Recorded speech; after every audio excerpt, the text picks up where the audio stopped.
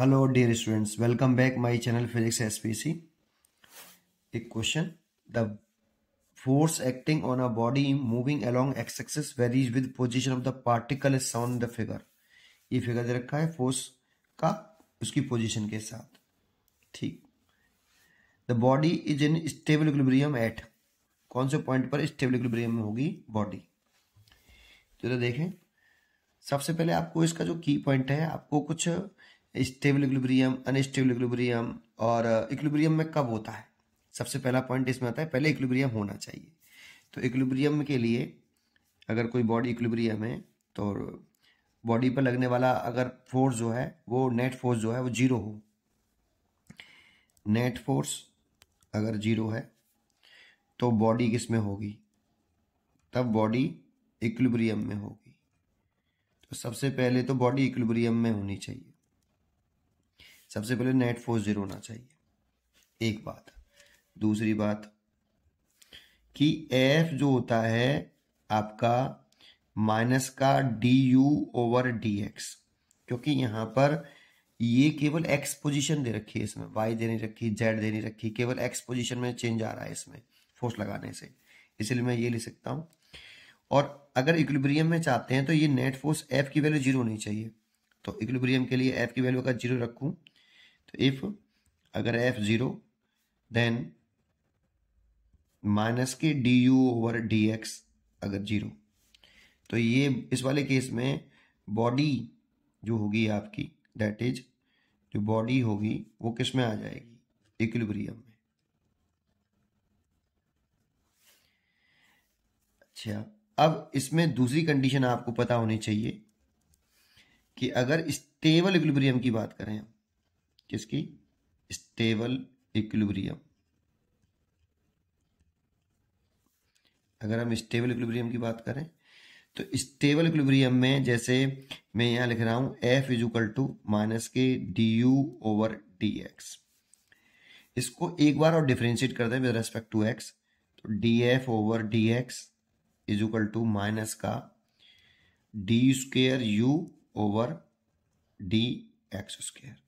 इसको हम ऐसे भी लिख सकते हैं माइनस का D F over D X is equal to D square U over D X square.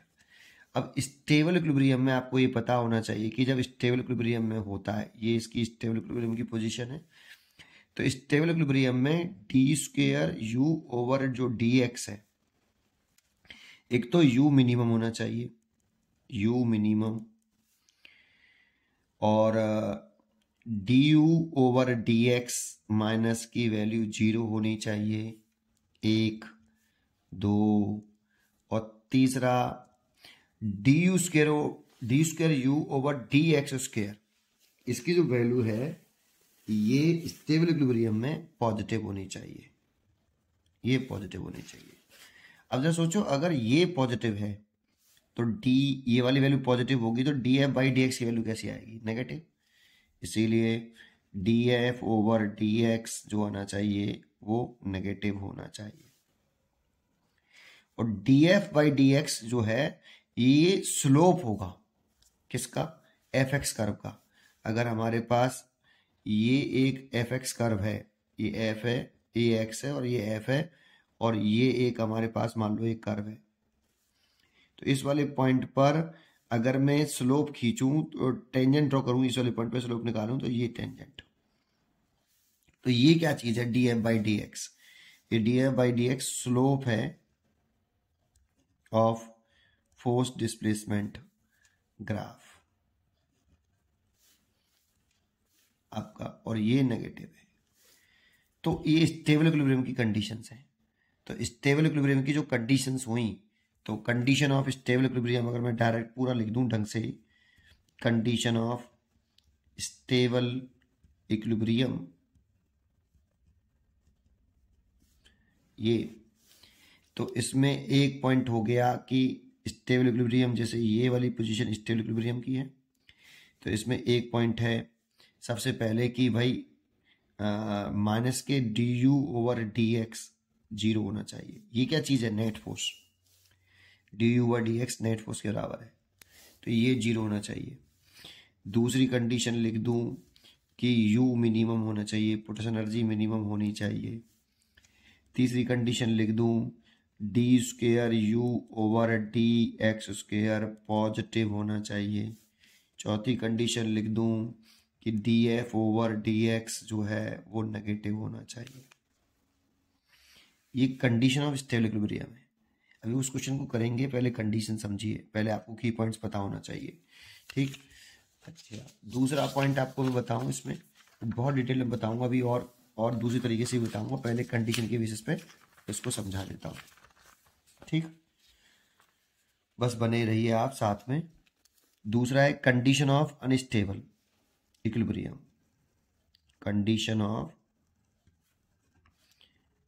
Unstable equilibrium.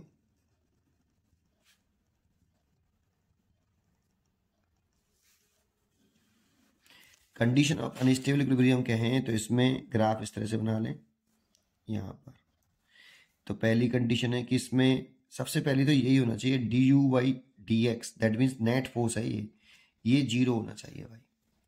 दूसरी कंडीशन है इसमें जो पोटेंशियल एनर्जी होगी उस जगह पर मैक्सिमम होगी, मिनिमम नहीं होगी, मैक्सिमम होगी। और तीसरी कंडीशन है कि d²u/dx² ये नेगेटिव होगा।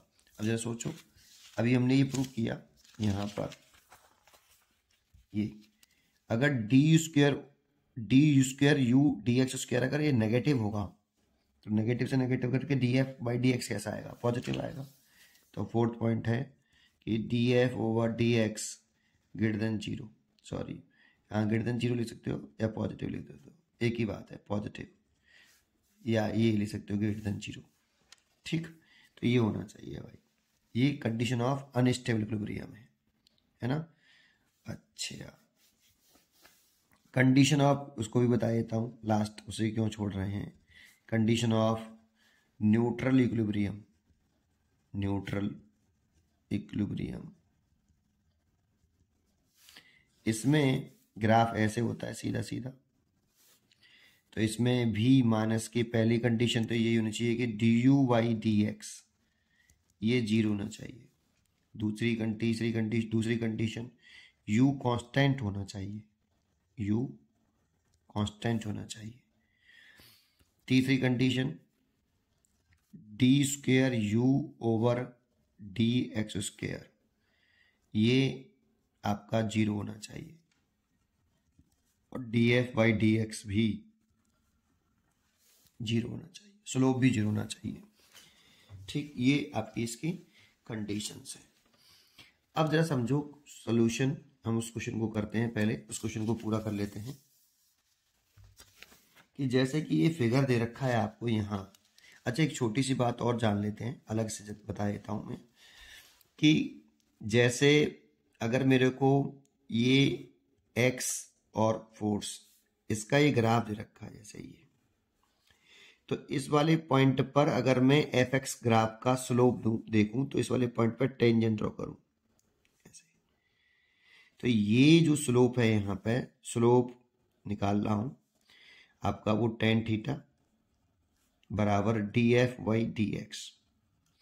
तो इस वाले पॉइंट एट x बराबर x1 पर जो थीटा है ये एक्यूट एंगल है, इसीलिए जो df/dx आएगा ये पॉजिटिव आएगा।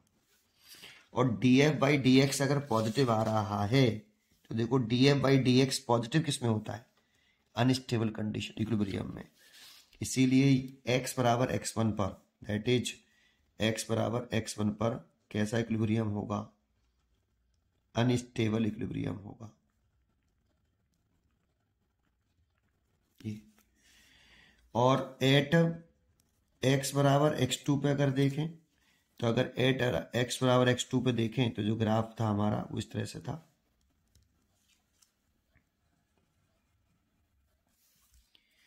ये x बराबर x1 था, और अगर x बराबर x2 पे देखें तो इस वाले पॉइंट पर अगर हम बनाएं तो इस तरह से बनेगा टेंजेंट, और स्लोप निकालें तो ये इसका जो स्लोप है ये ऑब्ट्यूस एंगल है। तो इस वाले पॉइंट पर आपका जो थीटा है वो ऑब्ट्यूस एंगल है, ऑब्ट्यूस एंगल है।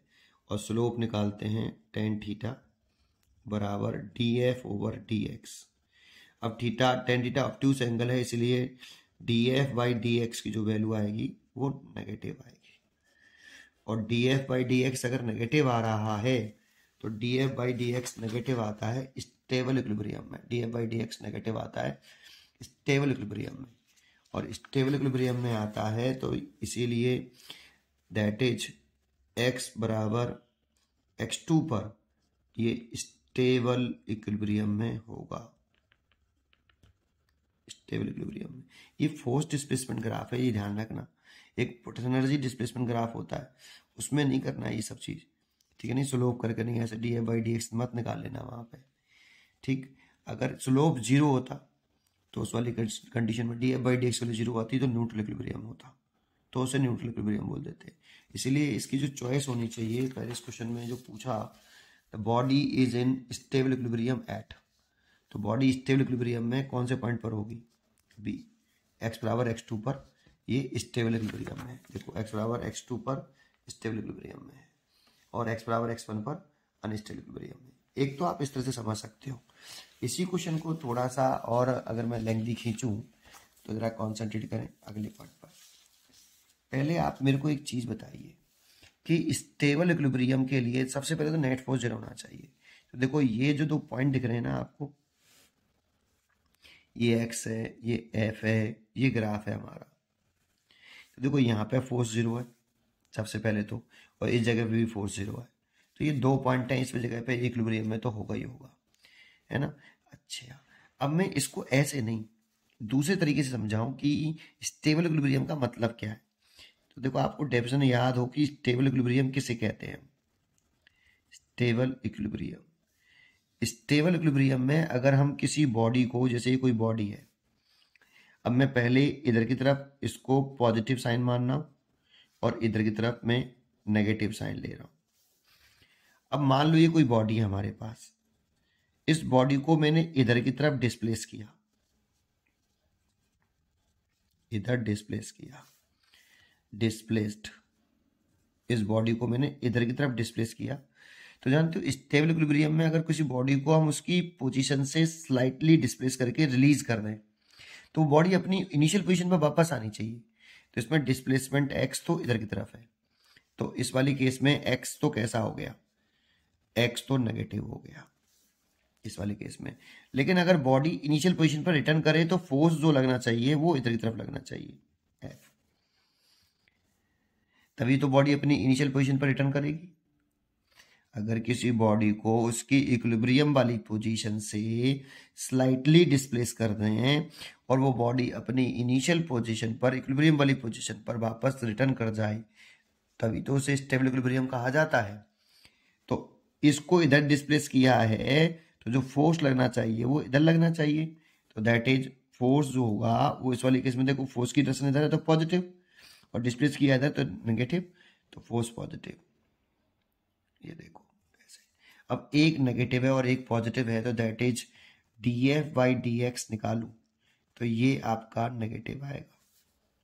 तो स्टेबल इक्विलिब्रियम में ऐसा होना चाहिए, ठीक। अब एक अनस्टेबल की कहानी भी सुन लें, इसको इधर भी डिस्प्लेस कर सकते थे आप। अगर मैं इस बॉडी को इधर डिस्प्लेस करता x, तो ये तो फर्स्ट सिचुएशन हो गई। दूसरी इसी में सिचुएशन बता देता हूं, तो x पॉजिटिव हो गए, तो इस बॉडी को अपनी इनिशियल पोजीशन पर रिटर्न करने के लिए फोर्स ऐसा लगाना पड़ेगा, तब बॉडी अपनी इनिशियल पोजीशन पर रिटर्न करेगी, तो f इसमें कैसा हो जाएगा, नेगेटिव हो जाएगा। और इस वाले केस में भी यही सिचुएशन बनेगी, है ना। और अनस्टेबल इक्विलिब्रियम अभी से ग्राफ से समझाऊंगा, पहले पॉइंट सुन लीजिए आप। अनस्टेबल इक्विलिब्रियम की अगर हम बात करें तो अनस्टेबल इक्विलिब्रियम में, मान लो ये अनस्टेबल इक्विलिब्रियम है, नेट फोर्स यहाँ पे भी जीरो है और ये बॉडी है, इस बॉडी को अगर हम इधर की तरफ डिस्प्लेस करते हैं x, तो जानते हो बॉडी जिस डायरेक्शन में डिस्प्लेस की गई है उसी डायरेक्शन में और डिस्प्लेस हो जाए, रिटर्न ना करे अपनी इक्विलिब्रियम वाली पोजीशन पर। अगर किसी बॉडी को उसकी इक्विलिब्रियम वाली पोजीशन से डिस्प्लेस करके रिलीज कर दिया गया है तो बॉडी अपनी initial position, that means equilibrium वाली पोजीशन पर रिटर्न ना करके उसी डायरेक्शन में जिस डायरेक्शन में डिस्प्लेस की गई हो और ज़्यादा डिस्प्लेस हो जाए, दैट मीन्स इधर ही फोर्स लगे इस पे। तो इस सिचुएशन में मान लो ये इसकी इक्विलिब्रियम वाली पोजीशन है, इक्विलिब्रियम पोजीशन है ना। तो इसमें एफ कैसा आया, इसमें एफ भी नेगेटिव है और एक्स भी नेगेटिव है। तो इस वाले केस में d F by D x दोनों नेगेटिव हैं, तो ये पॉजिटिव आएगा। और अगर इस बॉडी को इधर डिस्प्लेस किया गया होता इधर, तो बॉडी पर फोर्स भी इधर ही लगना चाहिए था। तो इस वाले केस में एफ अगर पॉजिटिव है और एक्स भी पॉजिटिव है, तो इस वाले केस में भी यही आएगा। और न्यूट्रल इक्विलिब्रियम में आपका जहां पे इक्विलिब्रियम को स्लाइटली डिस्प्लेस करके छोड़ दें, तो वो रिटर्न ना करे, अपनी इनिशियल पोजीशन पर ही रह जाए, तो एफ लगे ही नहीं उस पर बिल्कुल, है ना। तो ये वो न्यूट्रल इक्विलिब्रियम वाली पोजीशन हो गई। अब जरा सोच लो, जैसे इस वाले पॉइंट पर से अगर पार्टिकल को मैं इधर डिस्प्लेस कर देता, इधर की तरफ डिस्प्लेस कर देता, मान लो इस वाले पार्टिकल को मैं यहां ले आता, तो एक्स तो नेगेटिव है, एक्स तो कैसा है, नेगेटिव है, क्योंकि मतलब इधर की तरफ है ना। तो इस डायरेक्शन को मैंने कैसा माना है, नेगेटिव माना है ना। इस डायरेक्शन को मैं नेगेटिव मानता हूँ ना, इस डायरेक्शन को पॉजिटिव। तो इधर डिस्प्लेस भी दिया तो एक्स नेगेटिव है, लेकिन इस वाले पॉइंट पर फोर्स देखें, ग्राफ को अगर पूरा करें तो फोर्स देखें तो फोर्स भी नेगेटिव है, देखो तो फोर्स भी नेगेटिव है इस वाले पॉइंट पर। तो एक्स नेगेटिव है तो एफ भी नेगेटिव है, और दोनों नेगेटिव हों तो देखो एफ भी नेगेटिव और एक्स भी नेगेटिव। आप इधर की तरफ डिस्प्लेस कर लो, इसको इधर डिस्प्लेस करोगे तो एक्स पॉजिटिव और एफ भी पॉजिटिव। तो इस वाली कंडीशन में एक्स भी पॉजिटिव एफ भी पॉजिटिव, दोनों कंडीशन में अनस्टेबल इक्विलिब्रियम दिख रही है आपको। तो ये वाली पोजीशन अनस्टेबल है, ये वाली पोजीशन कैसी है, अनस्टेबल इक्विलिब्रियम। ऐसे ही इस वाले पॉइंट को आप इधर डिस्प्लेस करोगे ऐसे, तो इस वाले केस में एक्स नेगेटिव है और एफ पॉजिटिव है। देखो अगर इस वाले पॉइंट पर आ जाओगे तो एफ पॉजिटिव है, तो देखो एक नेगेटिव और एक पॉजिटिव, तो वो इस वाली पोजीशन पर है। ऐसे इधर की तरफ डिस्प्लेस करके चेक करो, तो ये साइन ध्यान रखना, ये इधर की तरफ डिस्प्लेसमेंट कर रहे हैं तो एक्स पॉजिटिव है, और एफ भी आपका इधर की तरफ देखोगे तो एफ इसमें ये पॉजिटिव और एफ नेगेटिव है, एफ नेगेटिव है। तो एक पॉजिटिव एक नेगेटिव, तो D F by D x negative आएगा और स्टेबल इक्विलिब्रियम। तो इसीलिए ये वाला पॉइंट जो है जहाँ एक्स बराबर एक्स टू है, ये आपका कैसा है, स्टेबल, और ये एक्स बराबर एक्स वन जो है ये अनस्टेबल है। तो आप इस तरीके से इसको समझ सकते हो, है ना।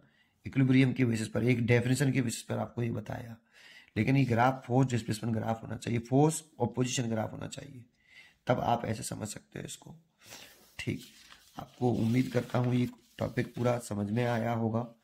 पढ़ते रहिए और खुश रहिए। Thank you.